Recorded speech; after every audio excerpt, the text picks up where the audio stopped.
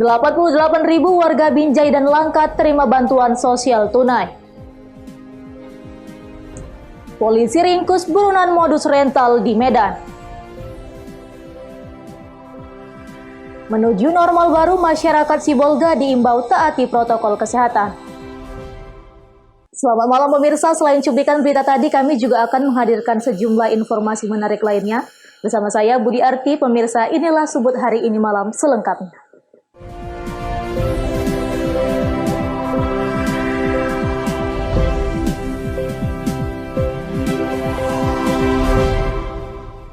Pemirsa, sejak beberapa hari lalu, kantor pos Kota Binjai mulai menyalurkan dana bantuan sosial tunai tahap kedua.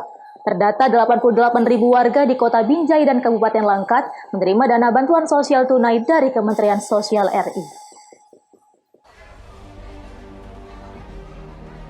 Sejak hari Senin lalu, kantor pos Kota Binjai, Sumatera Utara mulai menyalurkan dana bantuan sosial tunai untuk tahap kedua. Kali ini jumlah masyarakat yang menerima bantuan tersebut berjumlah lebih dari 88.000 orang dengan rincian 11.000 warga Kota Binjai dan sisanya warga Kabupaten Langkat.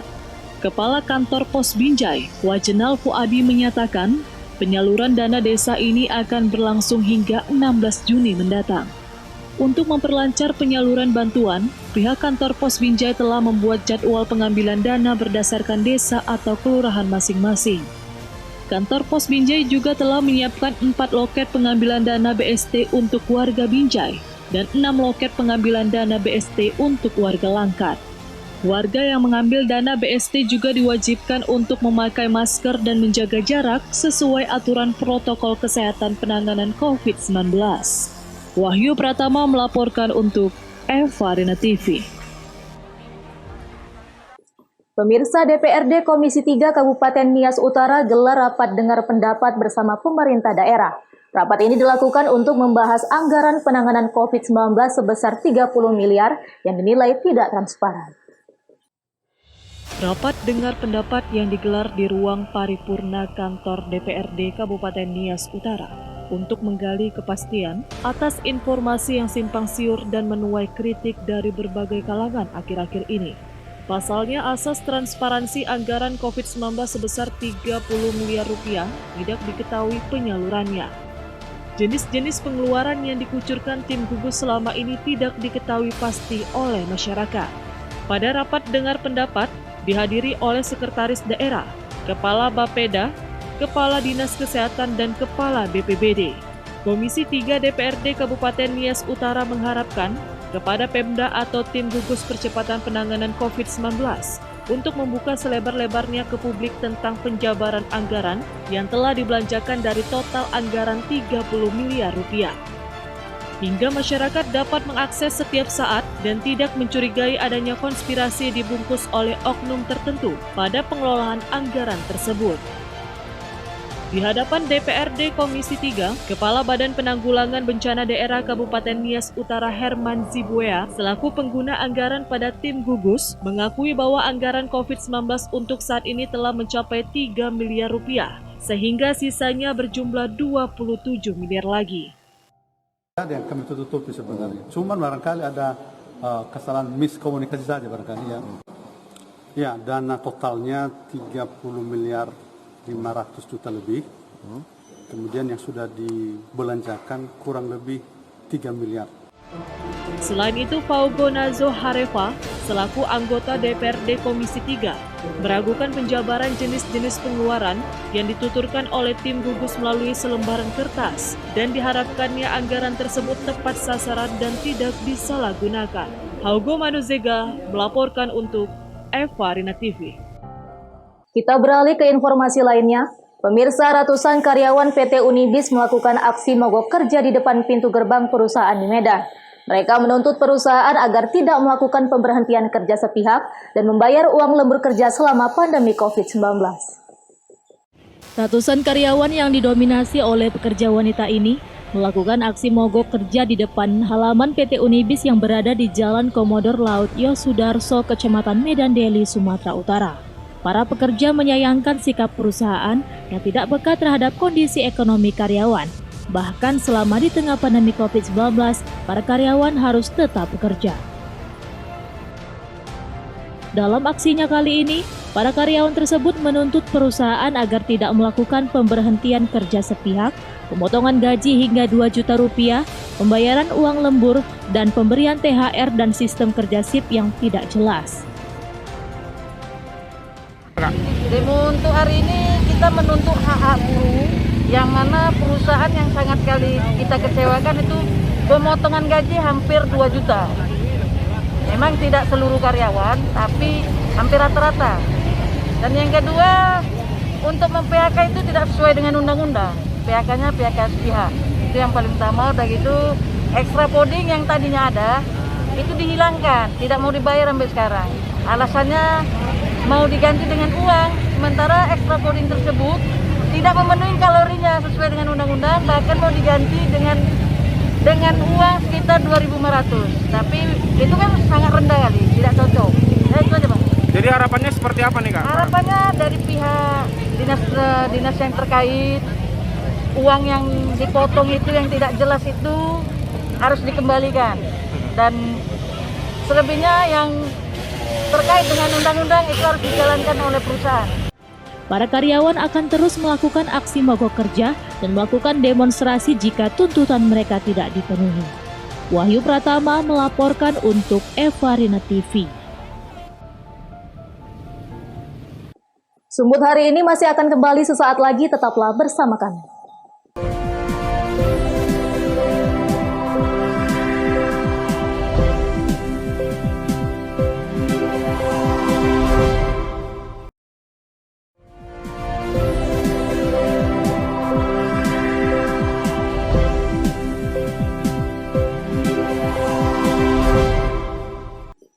Terima kasih masih bersama kami.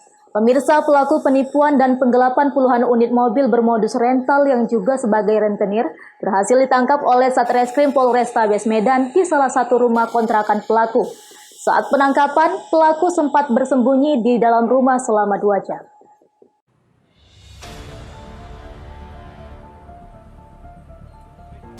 Setelah dilaporkan para korbannya 1 tahun lalu, dengan laporan penipuan dan penggelapan, RS akhirnya ditangkap oleh Satreskrim Polrestabes Medan.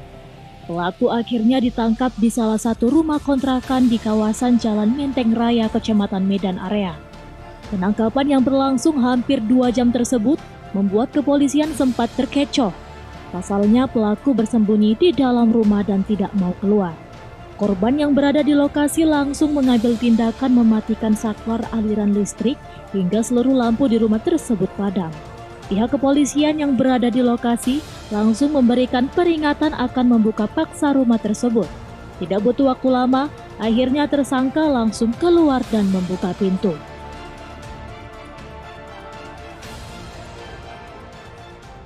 Korban penggelapan mobil karena modus dia di tanggal 25 itu kan mau ngerental mobil dengan tujuan mau undangan ke Siantar.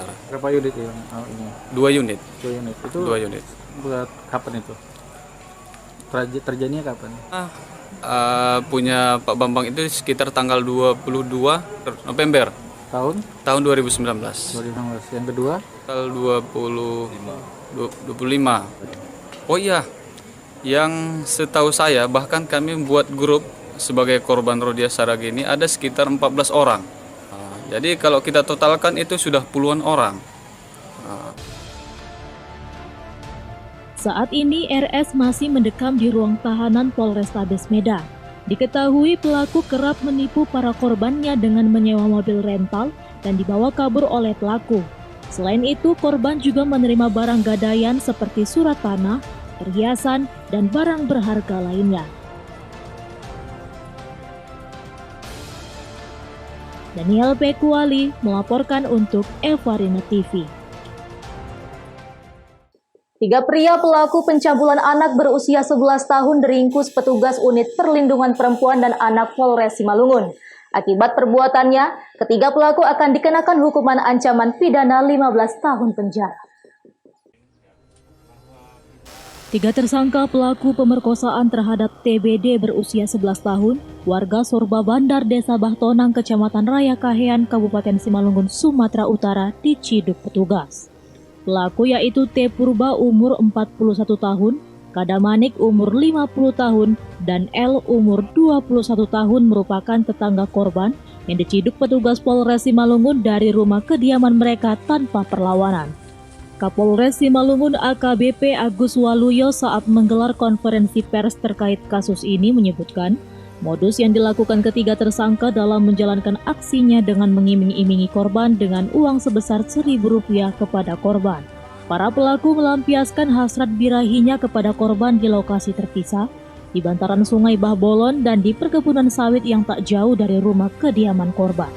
Kasus ini terungkap setelah saksi mata keluarga korban melihat aksi salah seorang pelaku dan melaporkan peristiwa ini kepada orang tua korban yang langsung meneruskannya kepada pihak kepolisian setempat. Para pelaku dijerat pasal berlapis pasal 81 JO, pasal 76D, Peraturan Pemerintah Pengganti Undang-Undang RI Nomor 1 Tahun 2016 tentang perubahan kedua atas UU RI Nomor 23 Tahun 2002 tentang perlindungan anak dengan ancaman hukuman 5 tahun dan maksimal 15 tahun penjara.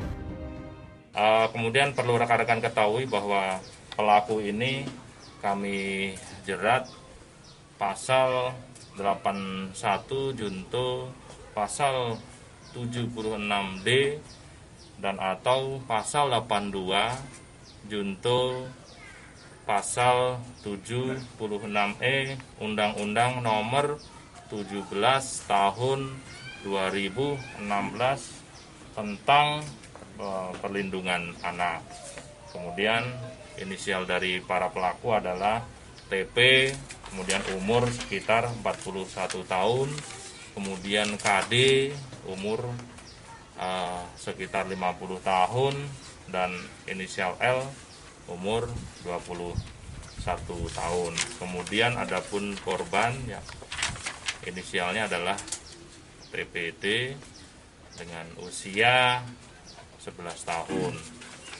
Dan para pelaku ini diancam dengan hukuman minimal 5 tahun dan maksimal 15 tahun. Hingga saat ini ketiga pelaku masih menjalani pemeriksaan lanjutan di ruang tahanan penyidik Satreskrim Polres Simalungun guna mempertanggungjawabkan perbuatan mereka. Rentanio Sembiring melaporkan untuk Evarina TV. Terkait persoalan pencemaran limbah yang menjadi keluhan masyarakat, pemerintah Kota Tanjung Balai melakukan sidak ke PT Halindo Berjaya Mandiri.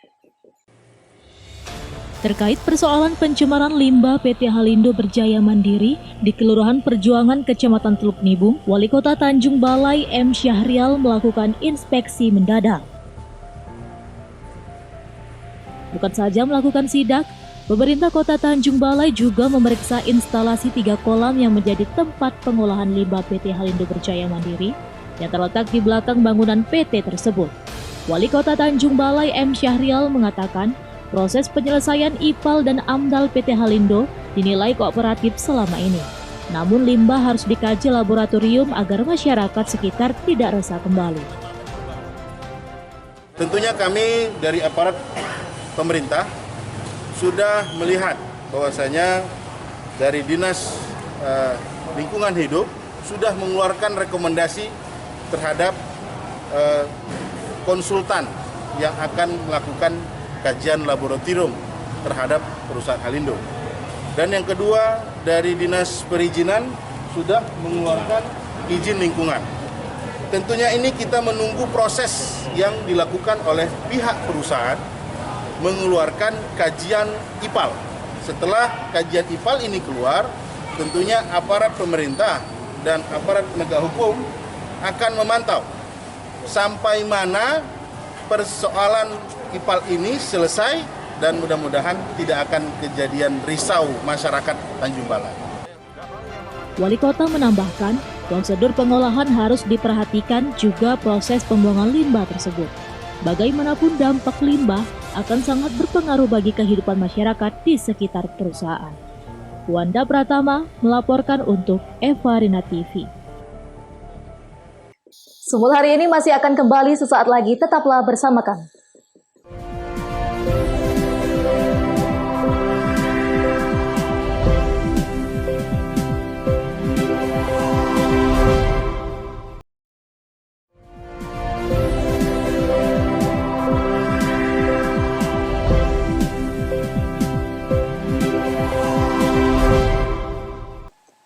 Terima kasih masih bersama kami. Gugus Tugas Percepatan Penanganan Sibolga mengimbau masyarakat agar tetap menjalankan protokol kesehatan COVID-19 ketika beraktivitas di luar rumah. Himbauan tersebut disampaikan Gugus Tugas Penanganan Pencegahan Penyebaran COVID-19 Kota Sibolga. Menuju normal baru, masyarakat diimbau untuk taati protokol kesehatan COVID-19 ketika berada di luar rumah. Menurut Firman Syahulu, selaku juru bicara Gugus Tugas COVID-19 Kota Sibolga, masyarakat masih enggan menerapkan protokol kesehatan COVID-19, seperti menjaga jarak dan mengenakan masker. Hal tersebut disebabkan karena Kota Sibolga masih berada di zona hijau COVID-19.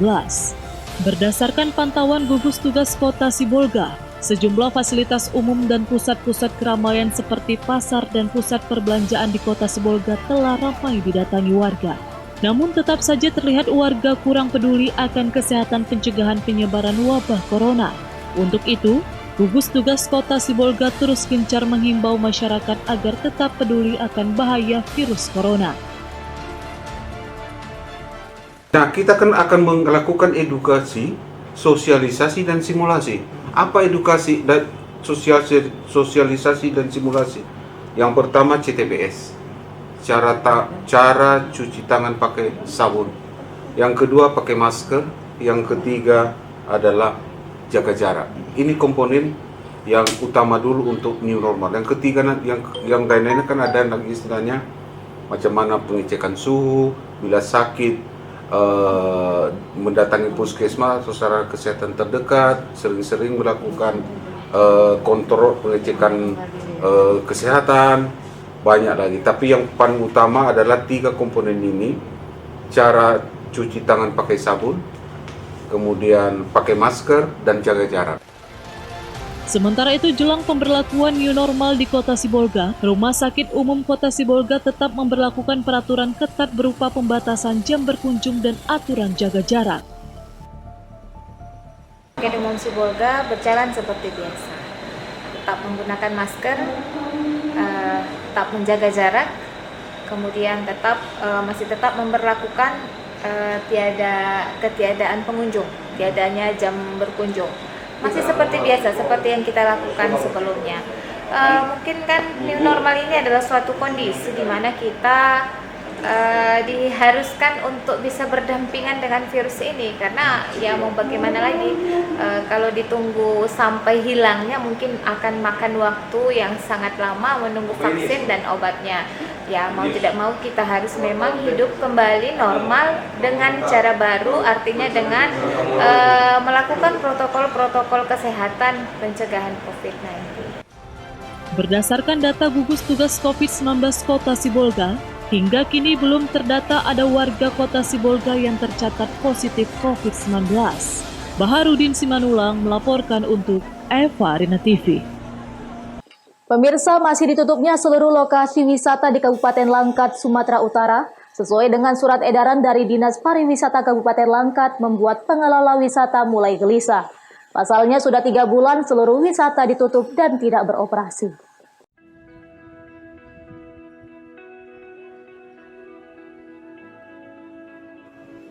Inilah salah satu lokasi wisata di Kabupaten Langkat, Sumatera Utara, yang menjadi salah satu destinasi wisata dunia, yaitu wisata Bukit Lawang, yang berada di Kecamatan Bahoro, Kabupaten Langkat, Sumatera Utara. Sejak pertengahan Maret lalu, wisata Bukit Lawang ditutup dari wisatawan domestik dan mancanegara, guna mencegah penyebaran COVID-19. Lokasi wisata yang menawarkan wisata air, orangutan, dan gajah ini kini terancam mati karena adanya surat edaran dari Dinas Pariwisata Kabupaten Langkat yang kembali melakukan penutupan seluruh lokasi wisata di Kabupaten Langkat per tanggal 8 Juni 2020 hingga batas waktu yang belum ditentukan. Bahkan seluruh hotel sudah tidak lagi menerima tamu yang menginap dan para pekerja hotel harus dirumahkan. Menurut Wakil Ketua Forum Komunikasi Wisata Bukit Lawang, Miss Bakti mengatakan, mereka sangat kecewa dengan adanya perpanjangan penutupan lokasi wisata ini. Pasalnya selama 3 bulan, para pelaku wisata tidak memiliki penghasilan lagi. Jika ada perpanjangan penutupan lokasi wisata tanpa ada solusi, maka mereka khawatir tidak akan sanggup untuk tetap bertahan dalam situasi COVID-19 saat ini. Pengelola dan pekerja wisata juga menyatakan siap untuk membuka lokasi wisata dengan tetap mengedepankan protokol kesehatan dan menyiapkan sejumlah sarana untuk memutus mata rantai COVID-19.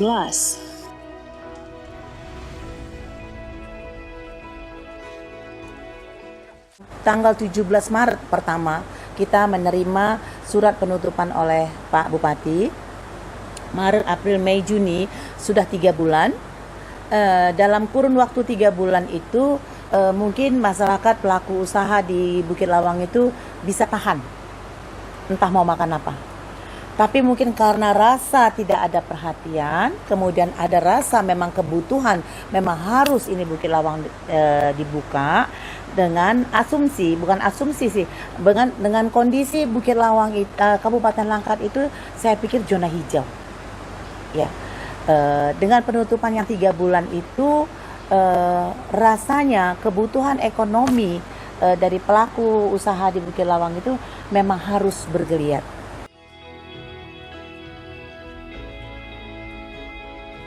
Rencananya perwakilan dari Forum Komunikasi Wisata Bukit Lawang ini akan beraudiensi dengan Dinas Pariwisata Kabupaten Langkat untuk segera dilakukan pembukaan wisata. Pengelola wisata juga akan menerapkan pemakaian masker bagi pengunjung yang akan masuk ke lokasi tersebut jika pemerintah daerah membuka kembali akses wisata yang ada di Kabupaten Langkat.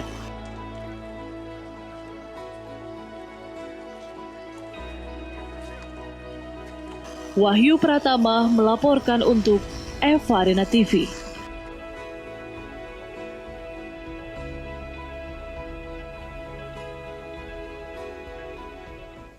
Pemirsa, demikianlah rangkaian informasi dalam Sumut hari ini malam ini. Saya Budi Arti mewakili kerabat kerja yang bertugas pamit undur diri. Terima kasih atas kebersamaan Anda dan sampai jumpa.